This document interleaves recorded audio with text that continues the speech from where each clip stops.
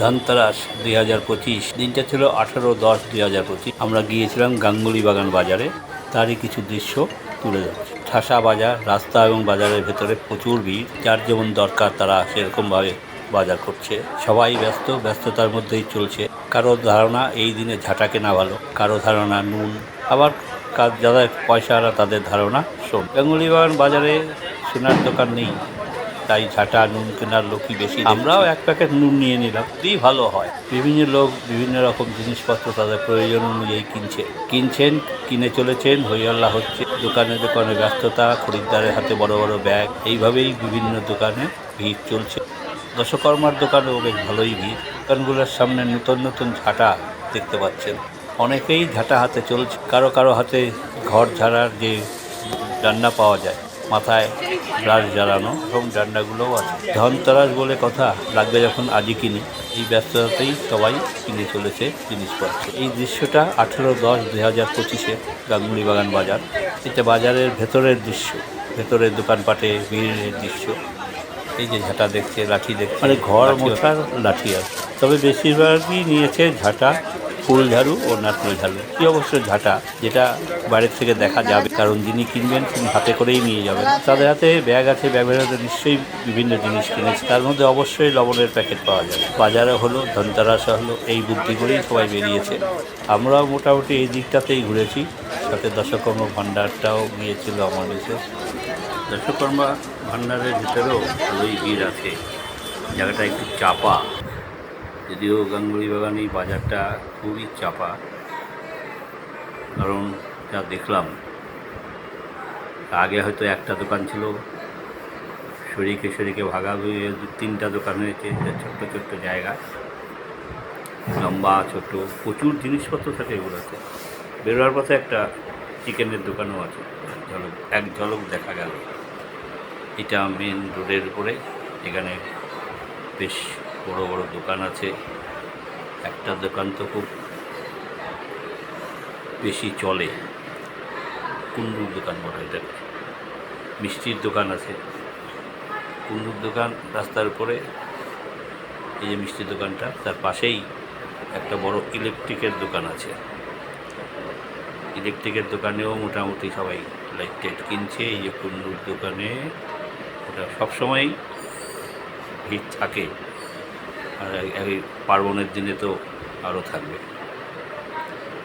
কুন্ডুর দোকানে একটা বৈশিষ্ট্য, প্রচুর কাটতি দেখে জিনিসগুলো ভালো পাওয়া যায়, দামটা রিজনেবল নেয় অন্যান্য দোকানের থেকে। ভেতরে 2-একটা দোকান আছে যারা মোটামুটি ঠিক দামই নেয়, কুন্ডুর মতনই। কিন্তু যেহেতু এটা রাস্তার উপরে, আর প্রচুর লোক এখানে আসে।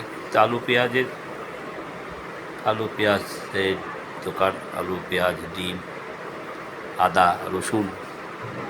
এই দোকানগুলোতে আবার কাঁচা লঙ্কা পাওয়া যায় না। মোটামুটি একটা আইটেম আপনার মতো সমস্ত জিনিস আলুর দোকানে পাওয়া যায়। আলু, পেঁয়াজ, রসুন, ডিম। তাহলে একটা ডিমের ঝোল রান্না করার মতন ম্যাক্সিমাম জিনিস এই দোকানে পাওয়া যায়।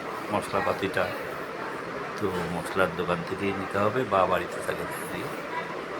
সাধারণত এই করেই আলুর দোকানগুলো তাদের সেল বাড়ায়। তারপর সামনে এগিয়ে গেলে রাস্তার উপরও অনেকে বসে গেছে, খেলা নিয়ে এসেছে। রাস্তার উপরে কিছু দোকান আছে, পার্মানেন্টলি বসে তারা। রাত্রিবেলা ঢেকে রাখে, দিনের বেলা তারা ওখানেই দোকান করে রাস্তার উপরে। রাস্তার ফুটপাত, এই দিকটাতে ফুটপাত বলে কিছু নেই, ফুটপাত নেই দোকান। রাস্তার উপর দিয়েই হাঁটতে হয়, এই পাশটা দিয়ে।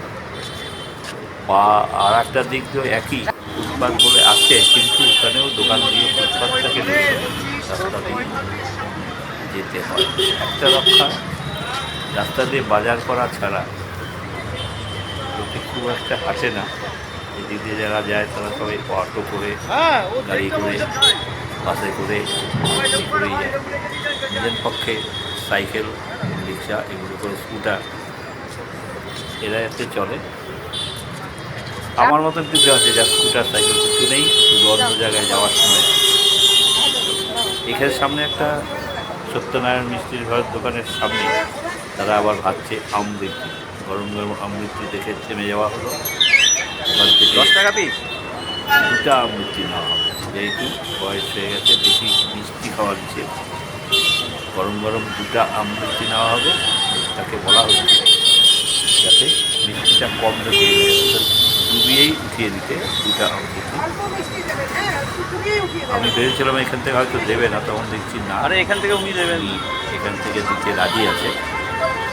উনি আমৃত্যু উঠিয়ে অল্প দিয়েই দেবে বলে জানাবো।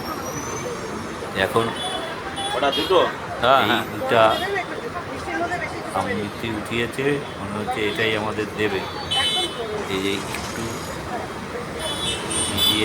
চিবিয়েই রসে চিবিয়েই উঠিয়ে নিয়ে দিয়ে দিয়েছে।